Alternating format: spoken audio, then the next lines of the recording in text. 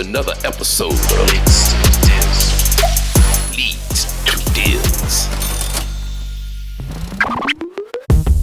All right, guys, another Leads to Deals podcast. I am super excited about one of our guests. It's a dear friend of mine now. I've got to know her over the past number of months. She is the CEO of The Nimble Agent. She is a rock star agency owner. She's been so successful. She now coaches other agency owners on how to get up to about a 60% closing rate. She's a 6-digit entrepreneur monthly, making it happen. Welcome to our show, Kara McMaster. Thank you so much for having me. Awesome, Kara. So to put things into perspective, you're here with me in Pineda, Colombia, right? Si. But you're from? Canada.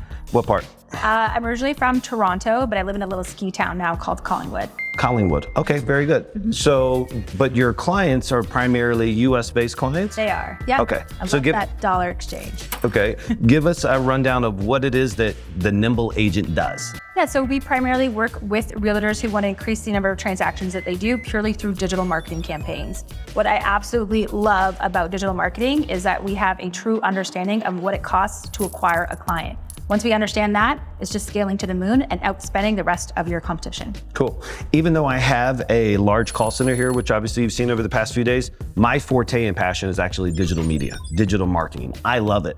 I had a sales experience before I had marketing experience, and my first foray was into PPC. So I love digital media. For you, do you consider yourself more sales, entrepreneur, marketing? Like, what is your kind of forte? I think I'm pretty lucky to have both sides of it. I'm a very creative people person, but I love digging down into the numbers, and I do consider myself an integrator, an operations person. So I love using both sides of that. Yeah, you definitely have quite the personality to kind of drive the conversation, and I can see why you're a closer for sure. Thank you. So, all right, cool. So the Nimble Agent, you're helping real estate agents find leads that are qualified who want to do listings, correct? As well as we do branding and social media content. Yeah, your social media game's on point. I love it. Okay, cool. So I guess let's put things back a little bit. How we first met. Mm-hmm. We met through a mutual acquaintance, Esteban Andrade. He's the owner of another firm called Hustle Media. Are you guys in like competitive markets? Are you sister, complementary? Like, how'd you meet him, and what's your guys' kind of journey there? So we met through a similar program that we did where we were trying to both scale our agencies. And funny enough, Esteban, I feel like, was courting me for a while to become a business partner of his, but we were not competing because he works with wholesalers and I work with real estate agents. And we would often have that type of people come on, and we have the same conversation where this isn't my forte, but I have a partner company that you can work with, and we've been referring each other business ever since. Do you think it's tougher working with real estate agents than it is, so I'm also in a similar vertical, but I'm mainly wholesalers and investors at this current juncture. Do you think it's tougher? Because I've never really liked the prospect of having to work with realtors in general. It's very, very different, incredibly different, because a wholesaler has a very entrepreneurial mindset. They're go-getters, they're closers, they get the job done. Real estate agents often get into the business because somebody told them that they'd be good at selling houses, not understanding that that person was likely being compensated to get them into the business. Oh, wow. So they don't always come in with the mindset of learning a sales process. And when they come over to us, they generally have grown their business through a sphere of influence, through referrals. So they come to us thinking that they're really good at sales, where there's a lot of education that has to happen with that realtor, teaching them how do you take a lead of somebody who clicked on an ad online and getting them to do the biggest transaction of their life with someone that they've never worked with before. Yeah, it's so crazy. That's what we talk about here. It's like we're cold calling people. We have this large call center, and it's amazing because you're calling somebody out of the blue. And then between a 15-minute conversation on the qualifying of the leads, which obviously takes sales skills and building rapport, and then it goes to what we call our closers. And just to think that in a one-call close, somebody has sold their home for hundreds of thousands of dollars or tens of thousands of dollars. Like, that takes true sales skills and acumen. And I think that a lot of, at least wholesalers, if you've been in that space for 6 to 9 months and you've fed your family from wholesaling, you have either gained or you had sales skills going into it. On the realtor side, I love the fact that it's so many in the pool. And one of the things I think they have a really unique job once they get the contract, sometimes they can either put in sales effort or not. Mm-hmm. And the ones who do are the ones who also get more and more and more contracts. But I feel like there's a thing in the real estate industry where they don't follow up as much with the lead as I find the wholesalers and investors out there. So do you see that as well too? Like you'll send them leads, beautiful leads, and they call once and like, oh, they must not be interested. They didn't answer. It's the number one conversation that my client success managers are having on a daily basis with our realtors. So they often haven't properly been trained of what it takes to do follow-up. How do we do follow-up? Oh. It's not just always calling up the lead and going, hey, are you ready to sell your house yet?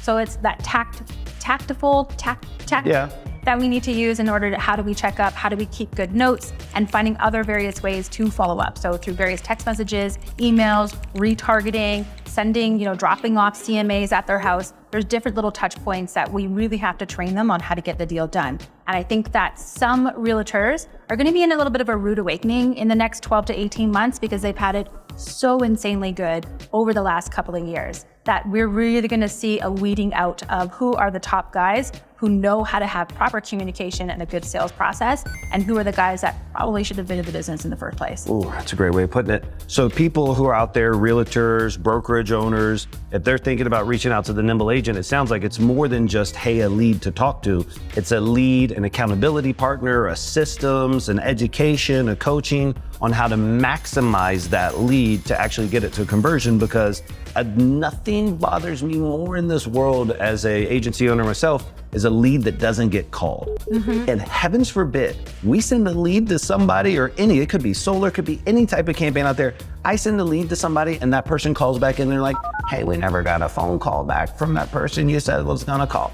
It infuriates me, mm-hmm. But you're providing people a safeguard when they use the Nimble agent to kind of make sure they're following up with things. Correct. And this is a bit of an awakening when I work with other agency owners when it comes to helping them with sales or helping with client success, is they get into the business with really great marketing skills, but it's not enough anymore. In 2022, you have to show businesses what all the back end that needs to happen when a lead comes in the door. So there's a lot of training that has to happen with like a front desk or the person who's answering the phone and all of the follow-up that happens in between. So this is often a big point that can take an agency owner from keeping clients a couple of months to keeping clients for a couple of years. So this is one of the things that I always do. And I love when I look at different verticals and industries, I'll go online and look at like Google, I'll type in, let's say, I want to sell my house. And you have obviously your big iBuyers that have ads or your brokers or whoever, and just fill out all the forms there. And watch how few people will call you back in that same day, or sometimes ever at all.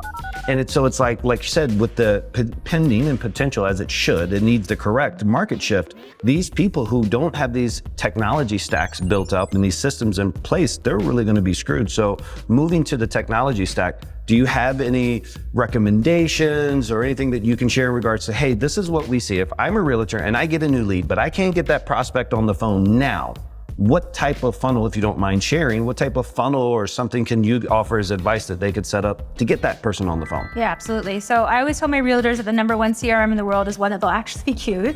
So you want to choose a platform that you can have a little bit of ease of use, but what you should have is actually a year-long nurturing plan in place. And your system really should be able to identify who are your hottest leads. So a lot of CRMs can do what we kind of call math to raise the best leads up to the top. So you can create different various trigger links, like they've checked out a house 2 times on your website, or they have watched a certain video, as well as text messaging, emails, voicemail drops, and then also mailers as well. So you really have to hit them on all angles. And then retargeting. Retargeting is the biggest thing that I see that real estate agents don't do. Because here's the inherent problem. There are 2.4 million realtors in North America.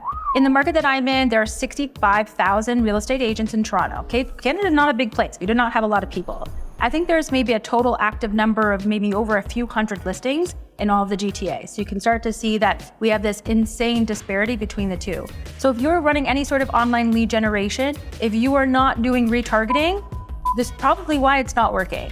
Because if you're not getting your face back out in front of those people, they're not likely to pick up the phone because they're being hounded by all these other real estate agents. Beautiful. So we see on average that it takes between 18 to 21 touch points to get somebody to be excited. And this is not alone in real estate. Right. Any business across the board. And retargeting is like some of the lowest hanging fruit that you can go after because these campaigns cost like $5 a day. And it gets you, your voice back out in front of those people. So we do one for one of our campaigns. This is on the purchasing side of our real estate campaign. And if somebody fills out a lead, they come in through PPC and they fill out a lead, they immediately go into a retargeting, remarketing campaign that's not conversion specific, but it's testimonial specific. And it'll be just display images, and it'll just be somebody, a customer we previously had, and a quote. Because what we want to do is we want to validate with social proof. When they see our number pop up on the caller ID, like, now is the time. And let's just be honest, it's the same reason why there's product placements inside of movies. It's psychology. We're not only sales professionals, but we're also having to be marketing professionals, and we're kind of sneakily integrating our brand and our faces in and to drive the action that we want. So I love it. So obviously you're a marketing professional, you're a sales professional, you're an awesome person to get to know. How did you get your starting in sales? Like, for somebody out there, it's like, okay, you're where they want to be, but how did you get your first sales job? Or what was it? So I'm one of those cliche entrepreneurs who had a lemonade stand at the age of 3. My mom was also an entrepreneur, so she was very supportive of that. You remember the lemonade stand at 3?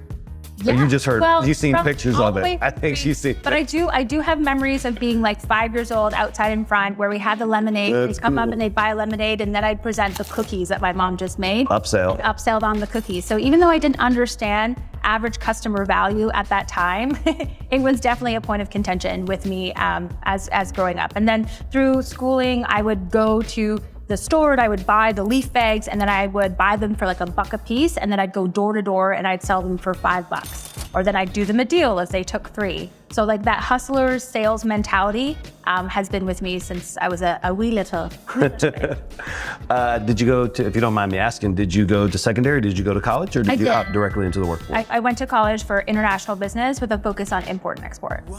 How funny is that? International business, and you're here doing international business. Boom. Good. I love it. Okay, cool.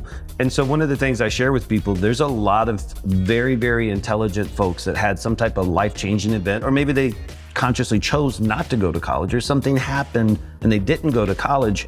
And then I think they relegate, and they're the people that have great charisma. They're kind of laughing always with their friends. They got cool personalities. They're joking all the time. They're on the job site. They're on the construction site, and they're busting everybody's chops. Those guys and gals who are listening to this or thinking about going into sales, I say emphatically, sales has changed my life. It has given me everything that I wanted to provide for myself and my family by studying sales, by investing in myself in sales. So we know where you're at now, but on this journey, were you a big book reader? Did you have mentors, coaches? How did you become the assassin that you are today in sales? So I definitely had to do some heavy investing into my sales ability. Once I really started to scale my company and no longer relying on referrals to build a business, and I started running paid ads and doing all kinds of outreach, and I was getting people on the phone with me who had never heard of me before, I really had to level up on my sales ability. So I reached out to coaches like Eli Wild, Cole Gordon, Temple Naylor, and they took me from closing at around a 20% rate up to over 60%. Wow. And that was a huge thing for me. And I learned a lot about the psychology of sales. I learned a lot about the understanding of getting the reps in, and that as well as recording everything and then go back and watching the recording. For those who are in sports, you have your football coach, you're watching the playback over and over again so you can see where did you mess up, where did you do good, so that the next game that you go, you have a better understanding. So it's the same thing with sales. If you are not going back and listening to your calls and re-watching back your recordings, you are leaving money on the table, I can guarantee. Do you have kids? I do. Okay. So one of my favorite phrases that I learned in sales, and I learned it well before I had kids, is no one likes to think they have an ugly baby. You just can't ask a mom or dad out there, ask the whole crowd, who in here has got an ugly baby? Everybody's hands are down, because it's their creation, it's their own. And so when my mentors taught me that, this was when I was in my young 20s, it's this is you with your pitch. If you don't think that you don't have an ugly baby, you've been in sales for 2 years, kid. I don't need to listen to my call, or I don't need to do this, but you're 100% spot on. You're lying to yourself that there's no room for improvement, significant room for improvement. And it's I know that you were on the sales floor yesterday, a young man was debating on whether to call somebody back and offer a price incentive, et cetera, et cetera. And he was unsure, but it's like, yo, we've been here before. We know this. It's a system and process. And once you put in the reps, as you said, you realize that it's truly a numbers game.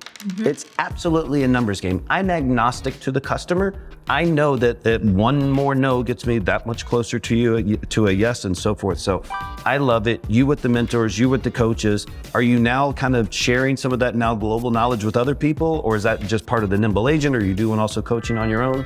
Yeah, so there's a multitude of things that are going on here. Obviously, I'm trying to coach my own clients that we work with on how to become better at sales when we pass over those leads, how to set the rapport, how to deal with objections, some very basic stuff. And then when I work with other agencies, we go over some very big fundamentals, but then we also get into the nitty-gritty of listening to their calls, seeing if they need to work on different frameworks, but also helping them find their own sales style.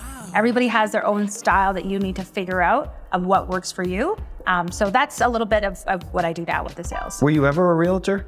No. You just came in and dominated and saw the space and said, I'm going to give leads to realtors?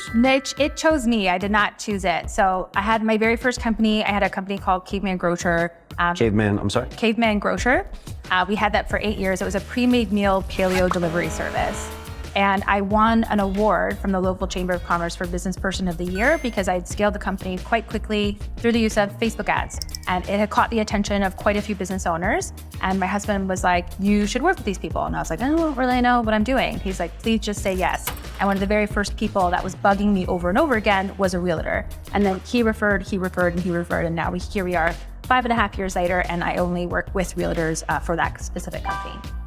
Do you think that it was an advantage? I assume you would think it's an advantage or a hindrance, because one of the things that I love is understanding the client avatar so well, not just the client of the agency owners, but where that lead's going to ultimately go to. So did you do some diligence? Obviously you've bought homes or rented homes, the whole works, but what kind of diligence did you do to make sure that ultimately you were producing the right type of lead and you understood when somebody's looking in their Facebook feed and they see an ad, what copy, relentless A/B testing, like how are you as a never been a realtor delivering the best leads to realtors? So a lot of it I think where a lot of our advantages came was because I didn't get into it for real estate, that I came into it with a content background and understanding really great video and how to tell those stories and how do I separate my real estate client from all the other people who are running the same old tired stuff online.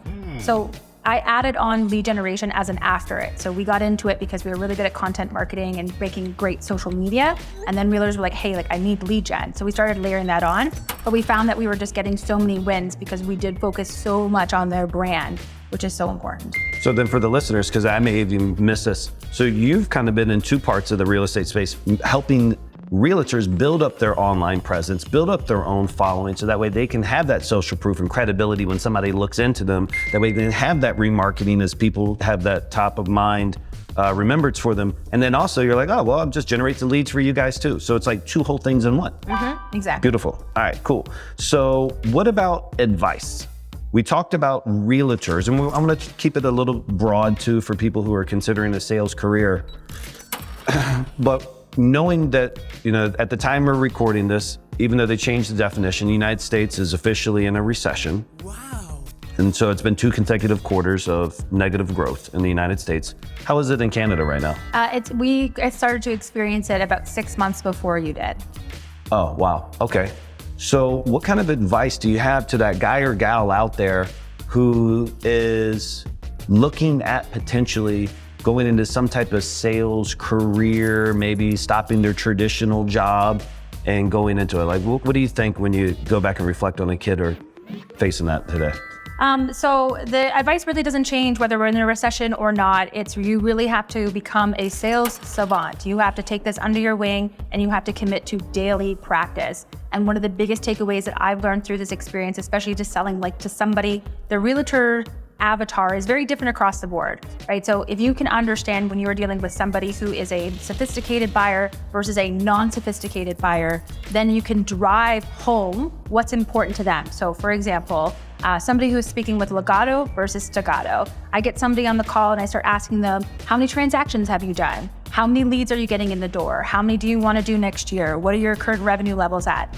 If they don't understand that, or they're stuttering on their words, or they don't really know, I know right away I'm dealing with a non-sophisticated buyer, and I have to dig really, really deep in the intro phase of what are you trying to achieve? What are the non-monetary goals? Why haven't you got there? What have you been doing that? It's a very emotional decision that that person is going to make, versus the person that I got and was like, yep, I'm currently doing 2 deals a month and I really want to get to 5 deals. Last month I got in 100 leads and 10% of those converted into a listing appointment. That person I know is I just have to talk numbers. I have to logically show you that we are the right person to be dealing with. Those 2 very, very different conversations, and how I speak to that person is kind of how we're speaking now. Yeah. I'm very confident, right?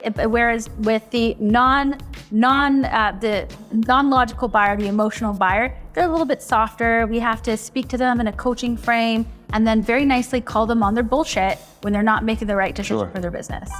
I think it's even tougher to call them on their BS sometimes when they don't even know their numbers. That's one of the things that frustrates me so much when I deal with entrepreneurs that are out there that have sales organizations, is they don't know the most fundamental basic KPIs. And what I always say is, you can't scale an unorganized business. It's impossible. It's a house of sand, or a house built on sand, excuse me.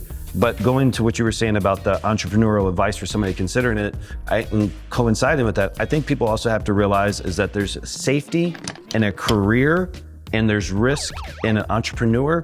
And I'm so blessed that at 21, a couple of weeks into 21 was the last time I received a paycheck. I've been commission only for only 2 decades.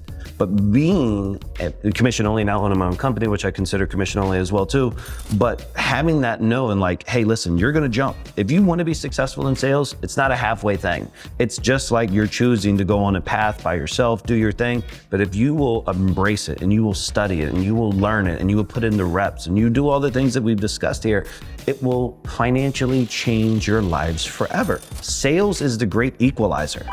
It's what allows people to compete at the highest levels.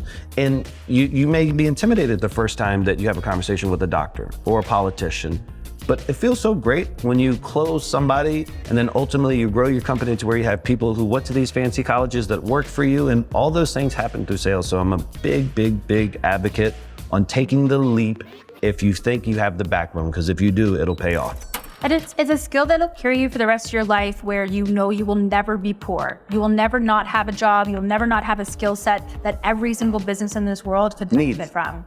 Everybody needs sales. That's the one thing I think about automation. You ain't gonna automate this pitch, baby. Like, it's just not gonna happen. You're never gonna go to a kiosk and have somebody that makes those types of decisions at that capacity, at least not for the time that we're here. Cool, I love it, I love it. So for me, my big takeaways for you as an entrepreneur from Canada, here in Colombia, doing business with people in the United States, you have the Western Hemisphere on lockdown. Like, do you ever sit back real quick and just like, yeah, I'm doing it?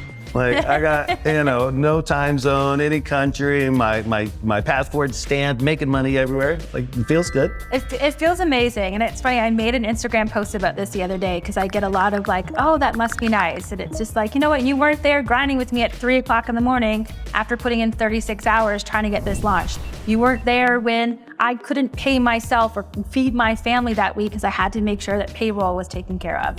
So it's all of these like crazy crying breakdown moments that you finally get to hear, where people start saying it must be nice. But yeah, it must be nice because I put the freaking work in.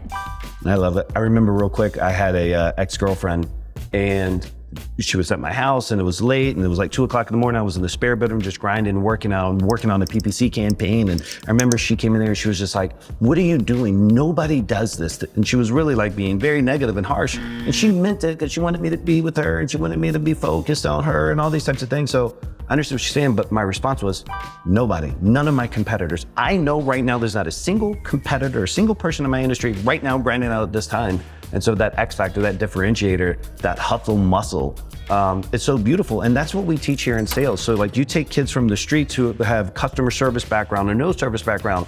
When you teach people sales, you're actually teaching them self-confidence. Absolutely. And having self-confidence changes your whole lives, and being able to have conversations with your spouses. When you're an expert in sales, and I don't know what your spouse does if he's in sales or not, but when you're in sales and somebody's not in sales, you kind of feel bad for the other person a little bit, right? Because it's like, we're going where I went for dinner. We're going to do what now you might think that you made that decision, but it's unfair, right? It's funny. It's something I get as a feedback from many people within my life in close circles, where they never want to enter anything what they call negotiation. They don't really realize is that it's all sales tactics. And it's funny, now that we're moving to Colombia, when I first mentioned it to my husband, he was like, absolutely not. We are not doing that. And I hope you're not watching this, babe, but we slowly worked the sales process to get him to be in love with Colombia, to where now he's incredibly over the moon over it. So I love it. Everywhere. Cool. Well, I'm excited for you there. Leads to deals.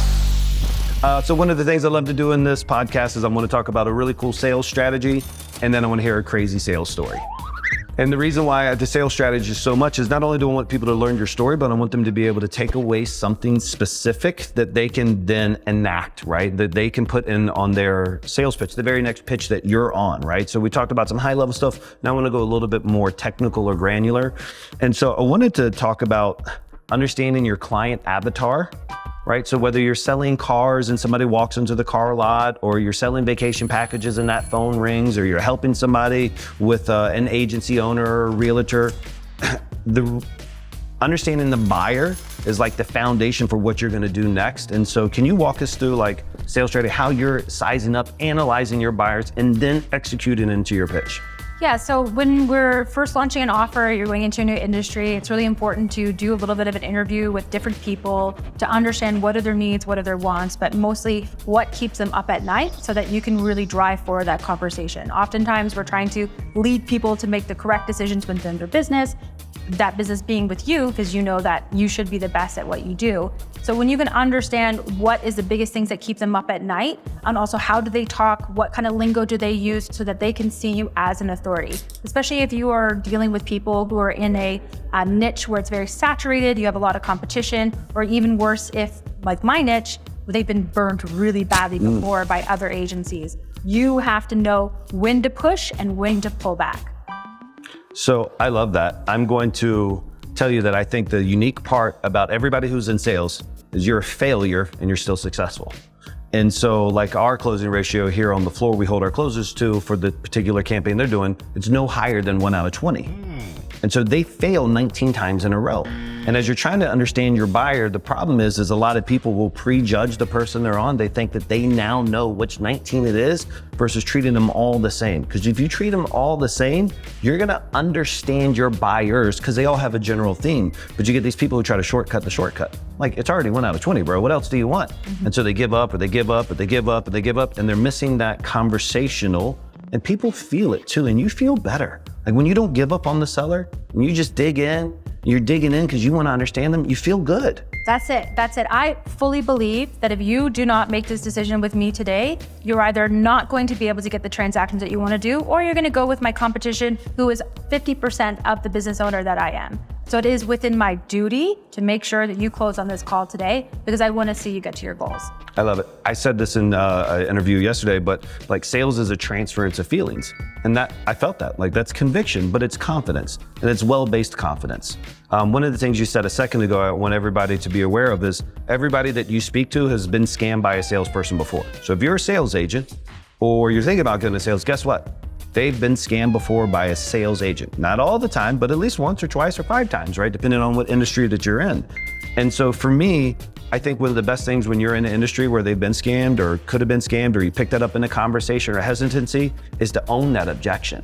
And so that's another little strategy, is just say, hey, listen, I speak with a lot of people daily. They've really had a bad experience with other realtors before, or with other timeshare salespeople before, or whatever industry, solar panels people before.